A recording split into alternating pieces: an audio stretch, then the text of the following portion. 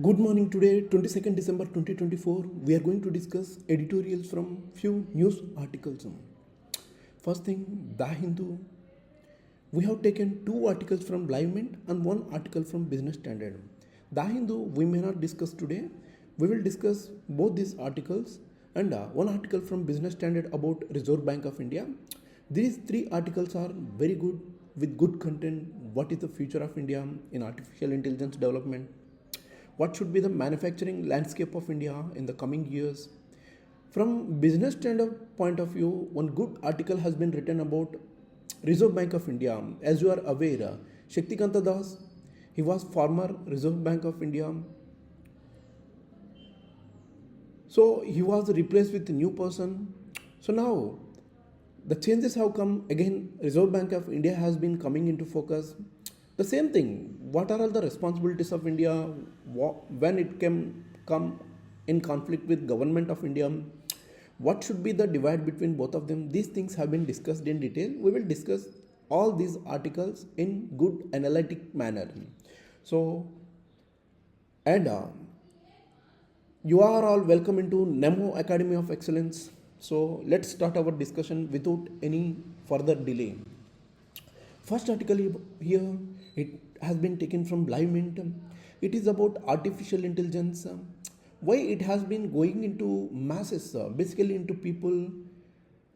Previously, you might have seen many social media websites. They were becoming popular among the youth. When it goes to top level, people were also following. I mean, when you get older, people were following very light manner. But when it comes to artificial intelligence, everyone is adapting. So what is this artificial intelligence is about, and why people has been adopting, and what are all the drawbacks about it? Article has been written in good manner. First thing, now a new phenomenon has been arising, and it is changing the consciousness of the people.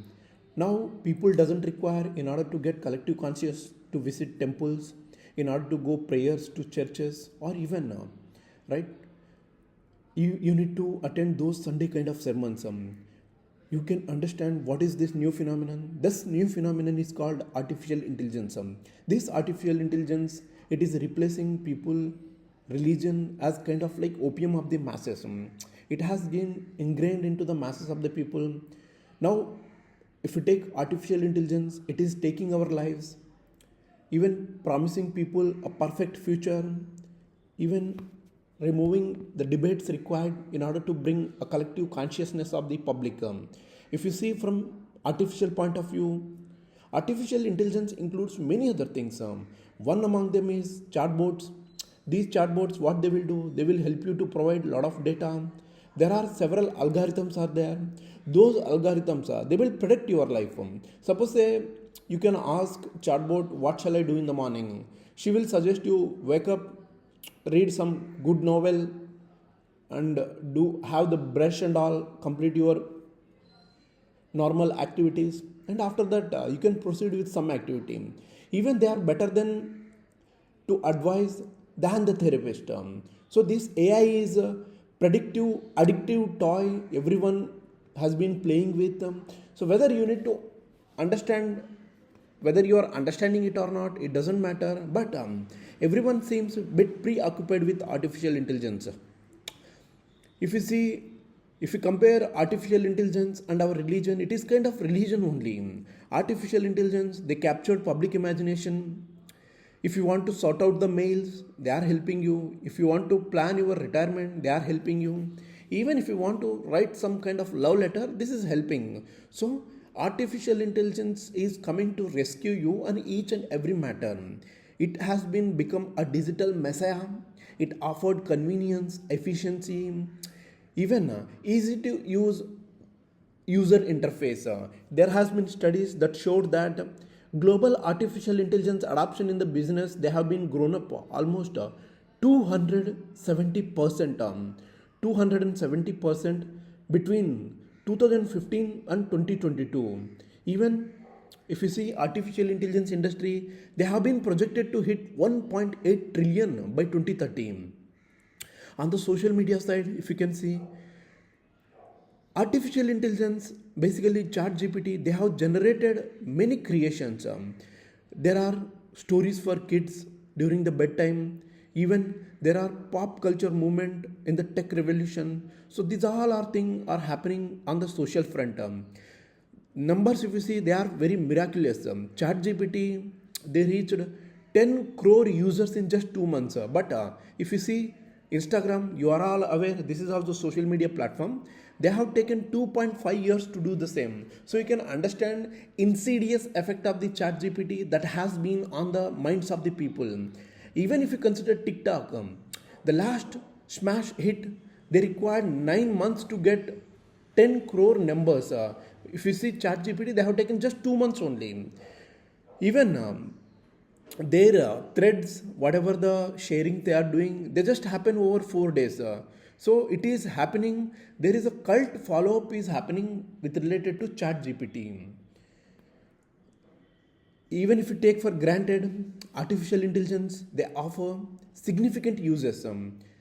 Using artificial intelligence powered data analysis, Google Flood Hub, they provide kind of free flood alerts up to 7 days in advance in 80 countries. Even there is one organization called Ocean Cleanup. They employ artificial intelligence in order to create detailed maps of ocean litter in order to remove the litter and remove the plastic in efficient manner in the remote areas. These are all the some good measures. See, if you want to make beaches, there is an organization called Blue Environmental Foundation. They maintain beaches in good condition. So you can use basically Google is using with artificial intelligence data analysis. But there are some drawbacks are there. Poverty, inequality, world hunger, relationship. The list goes on. Technology, they can assist problem solving, but portraying artificial intelligence as a miracle worker, this can be discernible to artificial intelligence, even discernible to human feelings also. Human feelings, you may not get that kind of touch with artificial intelligence. Let us understand with few examples where artificial intelligence failed in epic manner. If you see Tesla, their autopilot, they have been linked to 13 fatal accidents in 2024 alone itself. Hundreds of accidents, even 40 fatalities since AI became street legal.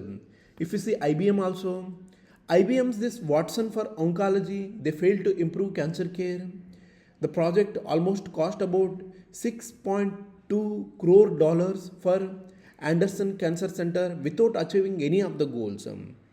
Even chatbot Grok, they falsely accused NBA star Clay Thompson for damaging our property, vandalizing in April 2024. So now you can count on the list. Corporation, they are not laughing their way to the bank with their artificial intelligence investment either. If you see Gartner, in their report, they indicated that 30% of the generative AI projects, they will be abandoned after proof of concept stage by the end of this 2025. Companies, even they are struggling to demonstrate value from these projects because they require huge upfront kind of investments. Even a Rand Corporation report, they revealed 80% of the artificial intelligence projects, they fail. They double the failure rate of traditional information technology projects. What are all the common causes that include failure of the artificial intelligence project? One biggest thing is miscommunication of the goals. Second thing is inadequate data preparation. Even lack of necessary infrastructure also. For long time data, artificial intelligence, there are several lies in this own name. Artificial intelligence has its own bias. What do you mean by it? These machines will develop some form of consciousness and emotions. They acquire human-like personality. Ultimately, they can overcome human limitations. Voila, that is artificial generative intelligence. Some experts, they say there is easy way to fix artificial intelligence in order to rectify the name itself. But whatever you call it by name, whatever it actually does, but these systematic approaches to learning algorithms, machine interfaces, or any kind of salami, in short, these challenges and perception, they are kind of exceptions. Can salami is kind of artificial intelligence only. They can develop consciousness. What about emotions and personality? Can this artificial intelligence salami can replace human? Can you fall in love with salami? You might have seen movie Robo.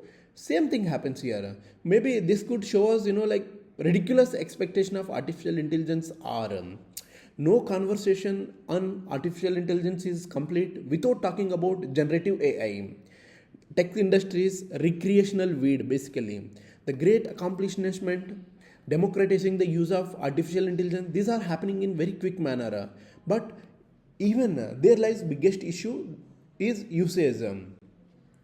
If you see recent Blue Optima study, they tackled the question of generative AI's impact on developer performance. They analyzed 218,000 plus developers across 88 crores plus commits. What about the results? Modest but consistent 4% productivity boost without sacrificing code quality. Even it can reduce team of 100 to 96 engineers, boost output by 4%. These are all good, but not game challenging. Even they found that only 1% of the developers they committed generative AI code without any significant rework. So basically study concludes these Gen AI tools can enhance software developer productivity, but the impact depends on how they work with software development workflows. It is most effective when these artificial intelligence argument rather than they replace human expertise.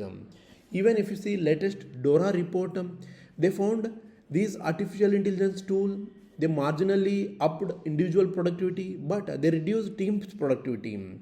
Even organization they do not get same 4% of better planning, project management, good old common sense, all these things whether they will get. Not to mention even reducing carbon dioxide emissions also, because artificial intelligence they take a lot of energy and they will emit a lot of carbon dioxide. How do you produce electricity? At least in India, 70% more than that of energy comes through burning of the coal. It itself is producing a lot of greenhouse gases and it can intensify the act. And one more thing to ask and think about, like religion, artificial intelligence is what we make of it. Let's create something that does not require digital exorcism in the future. We need to find a balance. Let's approach artificial intelligence with wisdom in order to recognize its benefits, its skepticism. We need to question their limitations also.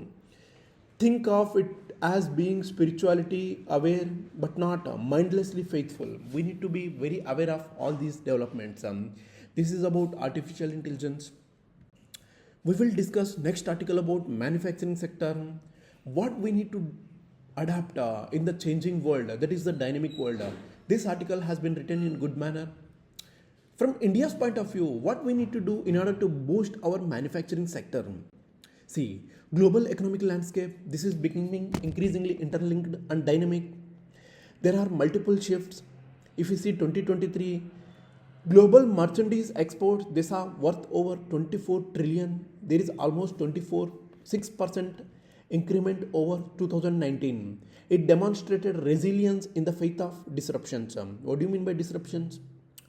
COVID-19 came, it affected entire supply chain, even affected our export quality also. If you see global chains, they accounted for 52% of the global trade in 2022. With suppliers, they are firms, even customers across the world, they have showed high level of interconnectedness. That is called globalization. But there is a shift of perceptive in underway with a number of large companies they are turning towards protectionism. That means they are increasing both trade and geopolitical conflicts. Suppose say Donald Trump's come in and then he want to protect companies in United States of America. He can follow protectionist policy, but companies shouldn't follow these kind of protectionist policy. When they follow these kind of protectionist policies, then the whole concept of the consumerism going to end, and the concept of people purchasing parity and people purchasing from other worlds, this is going to decline, and these all global chains will be disrupted and it causes trade imbalances, and basically people will suffer in poverty And there is a concept called inflation also. All these things will be affected basically. Amid all these uncertainties, India's relationship with largest trade partner, basically who are our largest trade partners? China and United States of America.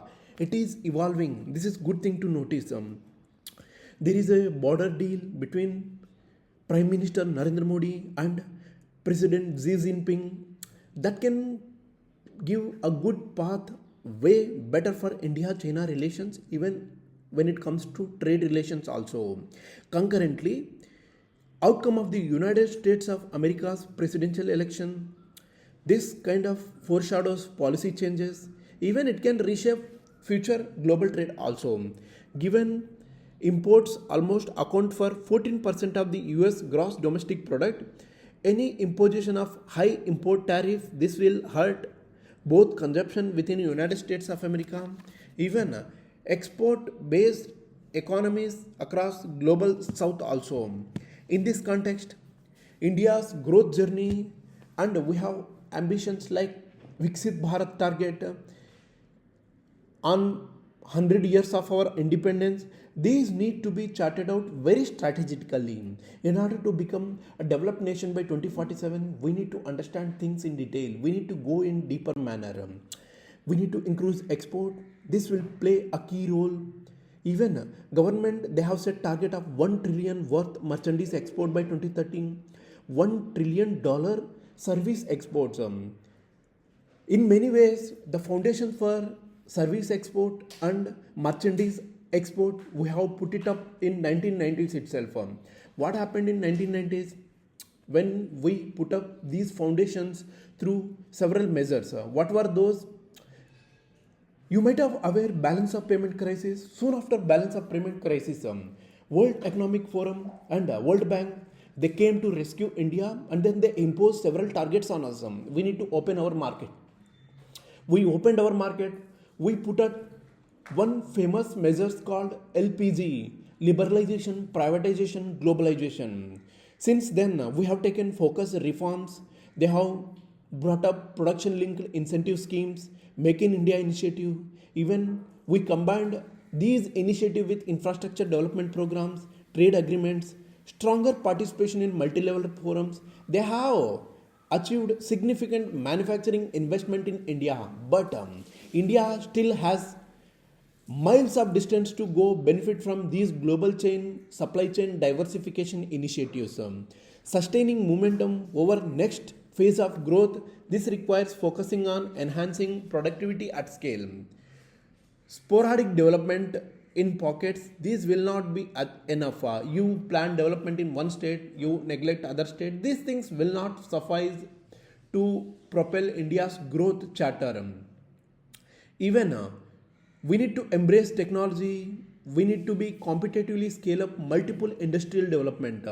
Likewise, in order to enhance productivity, we need to increase share of lucrative and accretive manufacturing, even export volume also. That means we need to focus more on MSMEs, micro small medium enterprises, because micro small medium enterprises, they are backbone of country. They share kind of knowledge.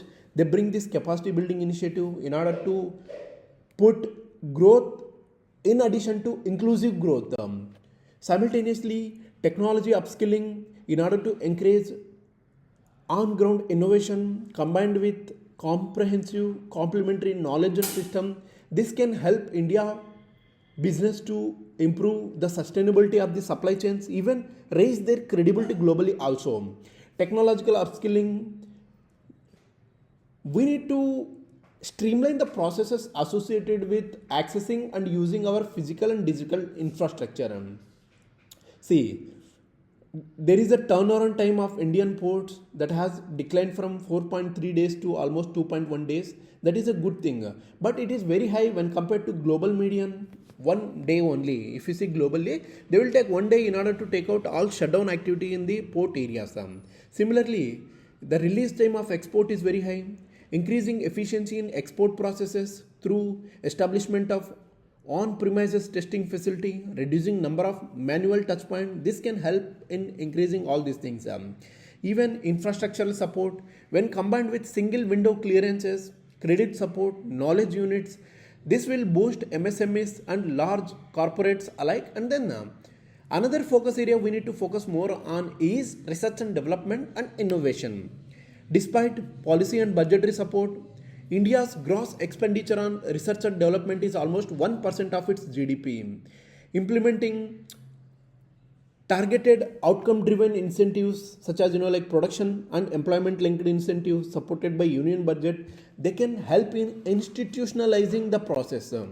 Strategic global partnership, conducive trade policies, robust domestic manufacturing industry, they all can ensure India as a remain business destination for the world, creating direct entry programs between academicians and research institutes and industry, even coupling them with increased collaboration with startup ecosystem. They can further bridge the gap between theoretical research and practical requirements.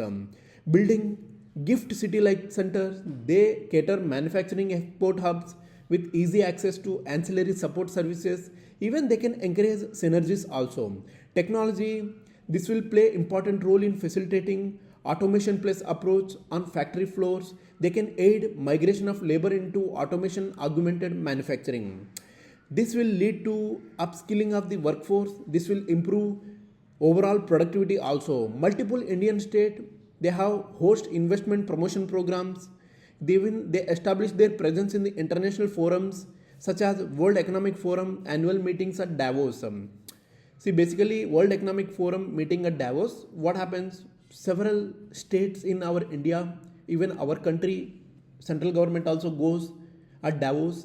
They will explain about India's competitive landscape, and then they will ask other countries to help us in investment. So these are all good welcome motivatives when it comes to infrastructure development, but we need to be supported by coordinated policy action also. With central government, they should focus both on improving ease of doing business and India's investment attractiveness also. Now, if you see the future, the road is very promising. The key factor in order to achieve is to monitor short and long term shift in the market and even trade pattern also. As India bracing for change in the environment, and India is well positioned to tap growing opportunities. Strategic global partnership, conducive trade policies, robust domestic manufacturing industry, they all can ensure India remained as a preferred global destination for the world.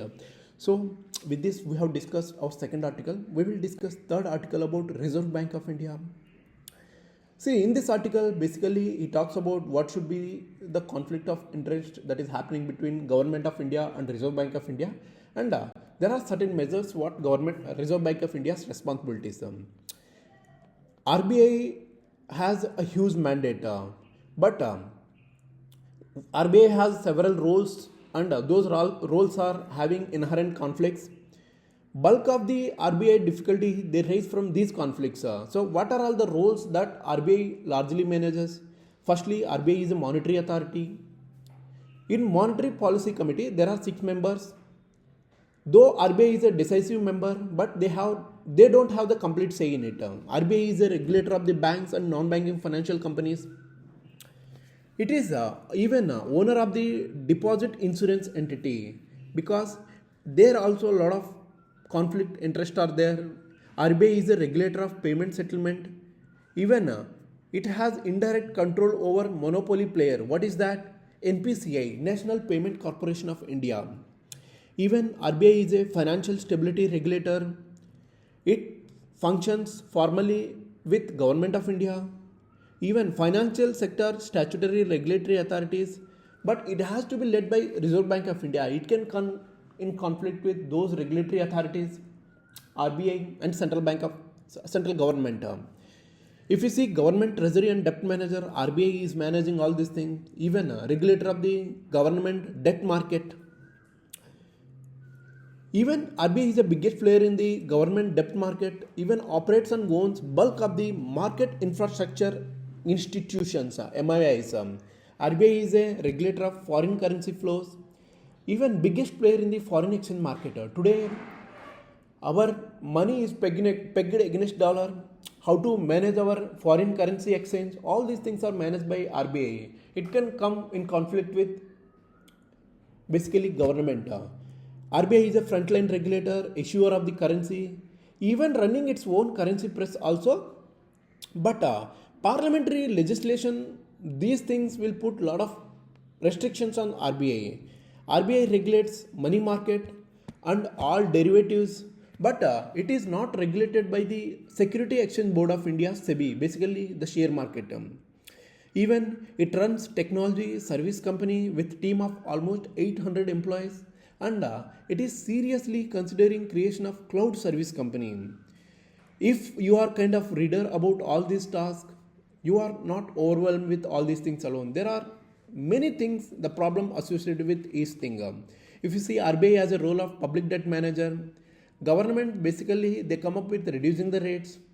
RBI, in order to manage the loan rates in the country, inflation in the country, it can come direct conflict with these things. Suppose say government come up and they bring some kind of populative policy. This policy will come direct conflict with people. What they will do? Government will put a lot of money into the people. One side, RBI is controlling the money. What happens where more money in the market? It can lead to inflation. So these things, always RBI come in conflict with. Banking Regulation Act and even a special role that is carved out for Government of India in comparison to public sector banks. These things will put RBI in direct conflict with Government of India in banking regulation. Even sound economic in payment regulation, this can come in conflict with National Payment Corporation of India and UPI government monopolies also. There are people who are new to central banking. There are several policies are there, assigning the principle, right? Discretion, separation of powers. All these things should be applied to Reserve Bank of India also. If you consider there are several turbulent period between RBI governors, so we will consider like there was Y.V. Reddy, he had trouble with finance minister about managing conflict between huge and growing capital inflows and exchange rate stability. Even D. Subbarao, he was former governor, he had conflict with finance minister of that time about controlling inflation, even fiscal discipline and preserving market determined currency in order to peg them with exchange rate. Raghuram Rajan, he had conflict with government of India about demonetization. Even there were conflicting role with Reserve Bank of India and Government of India. There was even regulator of currency, cash dominated economy. These things were very appalling situation that were facing between the two institutions. We should not be focused about persons basically. Tomorrow RBI governor, today new person will come, tomorrow new person will go, right? But the position remains, the position is absolute and it is very important. So we need to give lot of importance to these institutes, even government also. Government can be run by any of the political party, they can come into power, they runs the government. But those positions and those roles and responsibilities are very, very important. Even if you see Urjit Patel, he had also in conflict with several public sector banks, right? So all these things, if you can put, there is a solution lies not in better execution of the RBI's mandate, but it lies with Government of India, right? Through Parliament. We need to resolve this conflict through legislated inflation target. The financial sector regulatory agencies, they are created by Parliament on the advice of these executive. Ministry of Finance, they shapes the laws that define the roles, powers, governance, processes, even accountability mechanism of all these agencies. So we need to visit next budget that was happened in 2016. What were the legislative mandates that were initiated that can come in conflict with Reserve Bank of India? All the ideas, draft legislations that are available in expert committee reports, mostly financial sector legislative reforms commissions, FSLR. FSLRC, this is one of the famous commission with related to Reserve Bank of India. They have given several recommendations to Government of India in order to give freedom, autonomy, accountability and shaping the course of Reserve Bank of India in order to preserve its integrity. So The author is giving good luck to Governor of India, the new governor. But government should take cognizance of all these initiatives. So we discussed three articles today. First article is about artificial intelligence. Second article is about manufacturing sector. Third article is about Reserve Bank of India. That's all for today. Thank you. Thank you very much.